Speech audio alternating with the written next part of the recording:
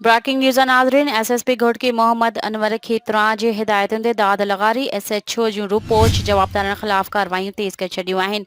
SHO दाद लगारी मोहम्मद यासीन सोलंकी पारां गुझी इतला ते छापो हणी पुलिस मुक़ाबले केस जी रिपोर्ट जवाबदारनि खे गिरफ़्तार करे वरितो आहे। जवाबदार मोहम्मद नवाज़ मलक खे गिरफ़्तार करे केस लॉकअप कयो वियो आहे।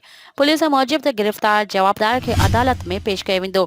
ब्रेकिंग न्यूज़ नाज़रीन, जेका हिकु दफ़ो ॿीहर दोहराईंदा हलूं। एसएसपी घोटकी मोहम्मद अनवर खेतरा जी हिदायतुनि ते दाद लगारी एसएचओ जूं रिपोर्ट जवाबदारनि ख़िलाफ़ कार्रवाइयूं तेज़ करे छॾियूं आहिनि। एसएचओ दाद लगारी मोहम्मद यासीन सोलंकी पारां गुझी इतला ते छापो हणी पुलिस मुक़ाबले केस जी रिपोर्ट जवाबदारनि खे गिरफ़्तार करे वरितो आहे। जवाबदार मोहम्मद नवाज़ मलक खे गिरफ़्तार करे केस लॉकअप कयो वियो आहे। पुलिस मूजिबि त गिरफ़्तार जवाबदार खे अदालत पेश कयो वेंदो।